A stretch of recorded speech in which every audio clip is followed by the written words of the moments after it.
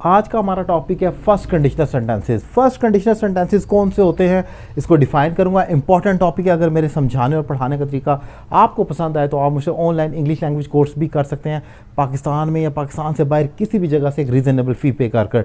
Topic बहुत important है, start कर रहा हूँ। फर्स्ट कंडीशनल सेंटेंसेस कौन से होते हैं? कंडीशनल सेंटेंसेस रिपीट कर रहा हूँ, कहा जाता है उन फिक्रों को जिनमें दो हिस्से होते हैं, एक में इफ़ क्लॉज और एक में रिजल्ट क्लॉज। इफ़ क्लॉज कहा जाता है अगर वो भागेगा, अगर वाले, जैसे अगर वो मेरे घर आएगा, अगर वाले हिस्से को इफ़ क्लॉज कहा जाएगा तो मैं भी उसके घर जाऊंगा, इसको रिजल्ट क्लॉज कहेगा, जिसमें नतीजा निकल रहा है। एक में अगर वाला हिस्सा इफ़ क्लॉज और जिसमें नतीजा आ रहा है उसको रिजल्ट क्लॉज। ये तो हो गया स्ट्रक्चर। अगर फर्स्ट कंडीशनल है तो उसका स्ट्रक्चर ये होगा कि इफ़ क्लॉज प्रेजेंट सिंपल यानी कि प्रेजेंट इंडेफिनिट होगी और रिजल्ट में विल और शैल का इस्तेमाल किया जाएगा यानी कि फ्यूचर इंडेफिनिट रिजल्ट क्लॉज हो जाएगी। अब ये स्ट्रक्चर तो हो गया, लेकिन पहले इंपॉर्टेंट ये कि हम आइडेंटिफाई करें either this is first, second और थर्ड कंडीशनल। ये है कौन सा? ये फर्स्ट है, सेकंड है या थर्ड कंडीशनल है? स्ट्रक्चर तो बाद में अप्लाई होगा ना। तो इसकी जो आइडेंटिटी है वो ये होगी कि इफ़ क्लॉज के आखिर में आपको गा, गी, गे जैसे लफ्ज़ नज़र आएंगे। अगर वो भागेगा, अगर वो सोएगा, अगर वो लड़ेगा, यानी कि इफ़ क्लॉज के आखिर में अगर गा, गी, गे नज़र आए, यानी कि इफ़ क्लॉज के आखिर में फ्यूचर इंडेफिनिट वाली आइडेंटिटी नज़र आए तो फ़ौरन समझ जाएं कि ये फर्स्ट कंडीशनल है।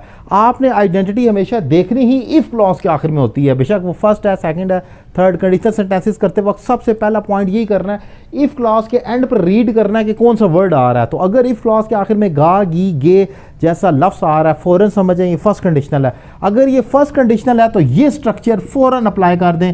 इफ़ क्लॉज प्रेजेंट सिंपल और रिजल्ट में विल और शैल। अगर वो मेरे घर आएगा, पता लग गया ये फर्स्ट कंडीशन है, तो मैं भी उसके घर जाऊंगा। If he comes to my home I will also go to his home.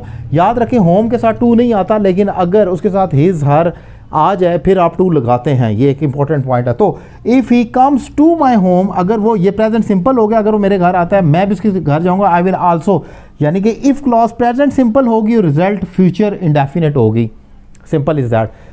ये पॉइंट हमेशा याद रखें कि इफ़ के साथ फ्यूचर नहीं आ सकता। जैसे कुछ और कंजंक्शंस हैं जिनके साथ फ्यूचर व्हेन के साथ नहीं आता। जब तुम मेरे घर आओगे, when you come my home आप कहते हैं, कम टू माई होम। आप ये नहीं कहते when you will come when के साथ विल नहीं आ सकता।